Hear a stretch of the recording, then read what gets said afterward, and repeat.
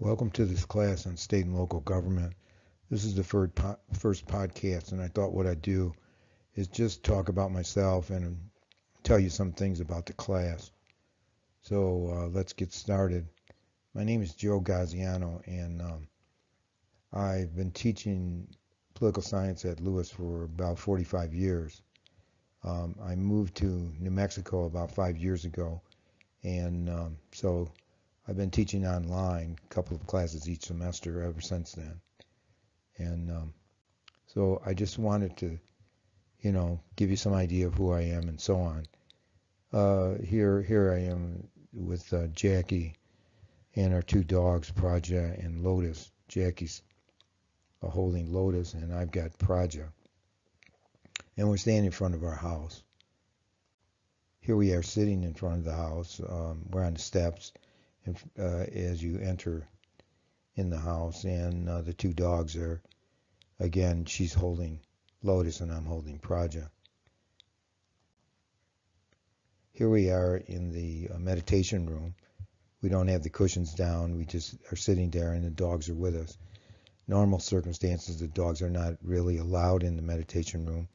You can't see it, but there's a brick wall that surrounds it. It's a kind of round room, and there's a cute little fence on it, and it's all done to keep the dogs out, because if you didn't do that, they would use your meditation cushions for beds.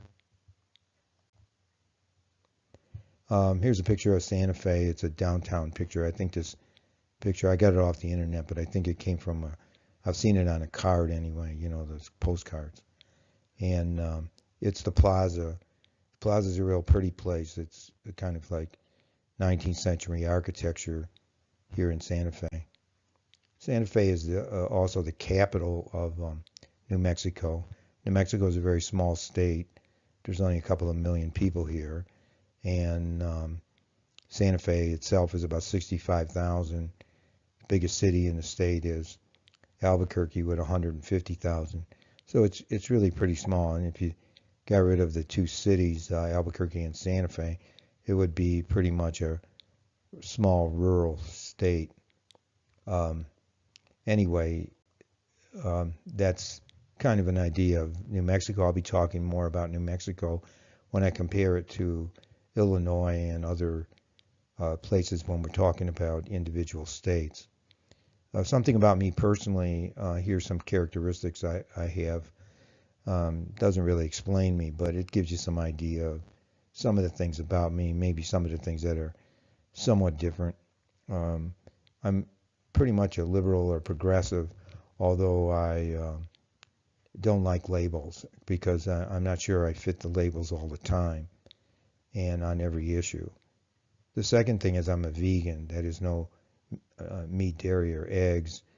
I'm also an animal rights person. That's where the veganism came from. Originally, animal rights people were vegan because they were boycotting meat, dairy, and eggs. Since then, it's become a kind of preferred diet in many circles because it's so useful in avoiding things like heart trouble and diabetes and obesity and that sort of thing. And then also Jackie and I are Buddhists. That's why you see the meditation hall, and it probably, I don't know if it was in the picture, but we got a lot of Buddhas around here too. We practice Vipassana Buddhism, which is kind of a westernized version of Buddhism. It's kind of the Buddhism without the religion would be the best way I could put it. Here's the things you have to do for the class.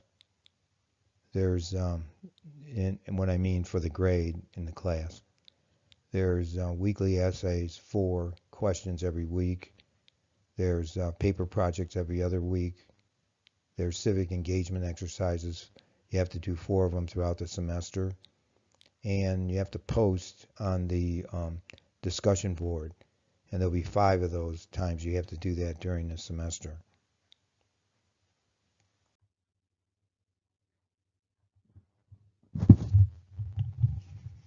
Here are in terms of the essay questions, here's what I would say.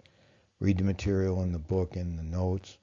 watch the podcast, write the essays in your own words, not necessarily what in terms of what I said, but or what I say in the podcast, but use your own words so it's clear that you know what you're talking about. Use examples where possible. That's always a really good idea because it demonstrates you know what you're talking about. And cite sources where possible if you want to. I'm not requiring it, but it's always a good idea that when you find something online or in a book or something that you identify who you got it from. In terms of paper projects, I would say read the assignments carefully. It's important to answer all the questions and write a 3 to 5 page paper based on the projects. They're mostly internet activities.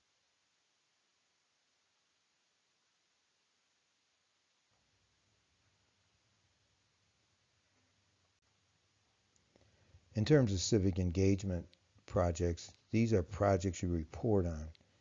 It's not like the other assignments so much that you have to worry about doing a lot of writing because it's essentially not about that. It's doing the assignment like registering to vote or writing to a congressman or something like that. You'll see the assignments as you go. The main thing to do what was required and then write a short report on it. 1 to 3 pages is plenty. On the discussion board, I would say pick an issue that interests you and read the essay associated with it. So you'll see the issues first, and then below that you'll see a list of sources, one for each.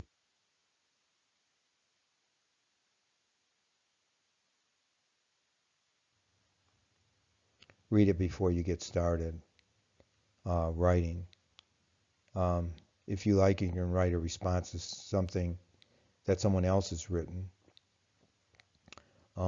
Be civil if disagreeing with somebody. It's really important that we begin to get our civility back. Right now, it just seems like we've lost it. I just saw in the paper today that President Trump, and he's probably the product of the worst of what's happened to us in terms of civility. His former advisor, Steve Bannon, wrote a book, and he was critical of Trump.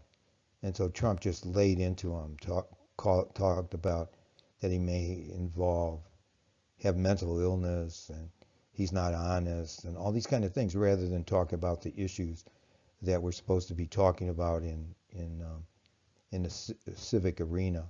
So let's try not to make it personal.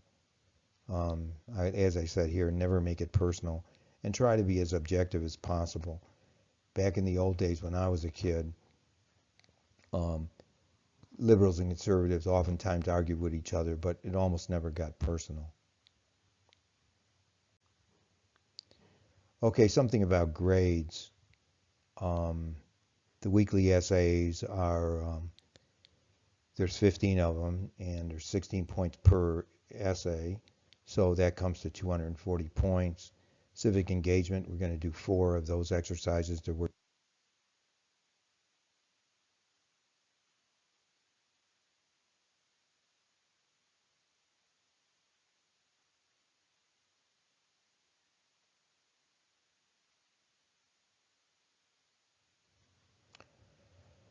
Yeah, there were 20 points apiece, so that's 80 points. Class discussions, that's 5 of them. There are 13 points apiece, so that's 65.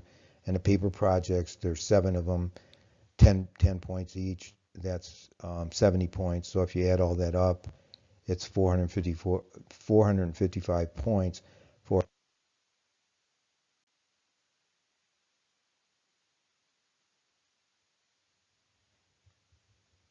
This would be the range of the grades, so you have some idea of what an A, B, C, D, and F is. So we'll see how it all plays out, but that's essentially to give you some idea of where the grades are. Uh, moving it. The textbook in the class is Dye and McManus, and it's Politics in States and Communities. It's in, I believe, the 15th edition. You could probably get by with a lesser edition if you wanted online. There's probably a lot of them. You can get them for cheap, and it'll work out. It'll probably work out fine. But I'm sure they're selling the 15th edition in the bookstore.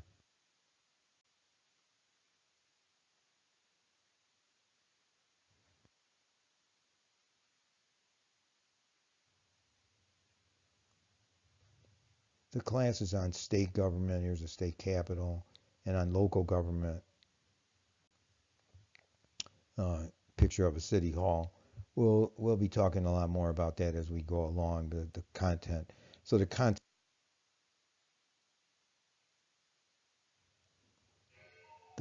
of the class is essentially state government and local government.